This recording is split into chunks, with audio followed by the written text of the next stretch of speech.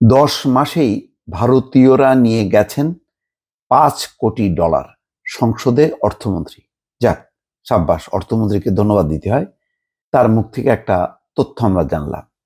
ভারতের সাথে আসলে বন্ধুত্ব এবং সুসম্পর্কের এগুলো হচ্ছে খেসারত। নতুবা পাশের দেশ ভারত, সেখান থেকে আমরা পাওয়ার কথা, কেননা রাষ্ট্র হিসেবে আমরা ছোট, আমাদের অর্থনীতি যথেষ্ট পরিমাণ সংকটগ্রস্ত। সেই অবস্থায় গত 10 মাসে উল্টা তারা নিয়ে গেছে, যেখানে ভারত থেকে আমাদের পাওয়ার কথা। একটা ভালো তথ্য আমরা পেলাম অর্থমন্ত্রীর কাছ থেকে।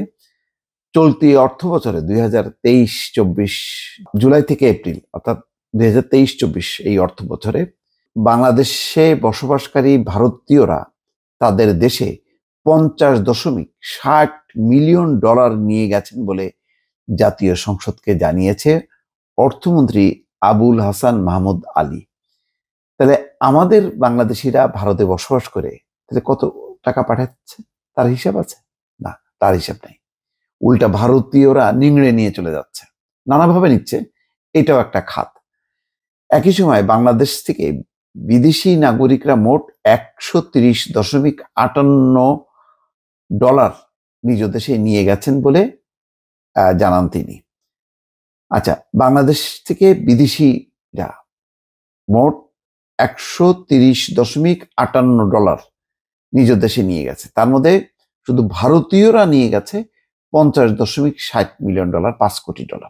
তার মানে ভারতীয়রা সবচেয়ে বেশি নিচ্ছে, মানে একক দেশ হিসাবে। এই হচ্ছে দর্শক আমাদের অবস্থা। সোমবার সংসদে বৈঠকে ফরিদপুর 3 আসনের স্বতন্ত্র এমপি একে আজাদের এক লিখিত প্রশ্নের উত্তরে এসব তথ্য তুলে ধরেন অর্থমন্ত্রী। এর আগে স্পিকার ডক্টর শিরিন শারমিন চৌধুরীর সভাপতিত্বে সংসদের বৈঠক শুরু হলে প্রশ্নোত্তর টেবিলে উপস্থাপিত হয়। একই প্রশ্নের জবাবে অর্থমন্ত্রী বলেন, বাংলাদেশে বসবাসকারী বিদেশি নাগরিকদের বছরের আয় সংশ্লিষ্ট তথ্য বাংলাদেশ ব্যাংকে সংরক্ষিত নেই। চলতি অর্থ বছরের জুলাই থেকে এপ্রিল পর্যন্ত বাংলাদেশে বসবাসকারী বিদেশি নাগরিকরা তাদের আয় থেকে $130.58 মিলিয়ন নিজ দেশে নিয়ে গেছে। সংসদে মন্ত্রী দেওয়া তথ্যে জানা গেছে, এই সময় ভারতীয় নাগরিকরা $50.60 মিলিয়ন, চীনা নাগরিকরা $14.56 মিলিয়ন, শ্রীলঙ্কার নাগরিকরা $12.71 মিলিয়ন, এইভাবে আছে ধারাবাহিকভাবে।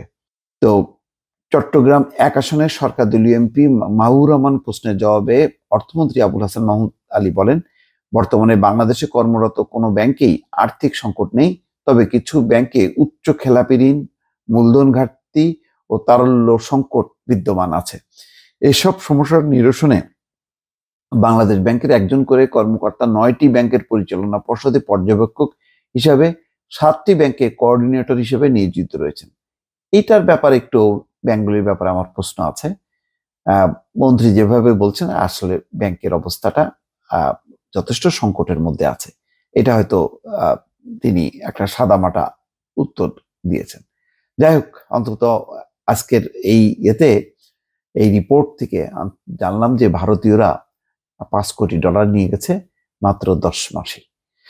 ভালো থাকবেন, আল্লাহ হাফেজ।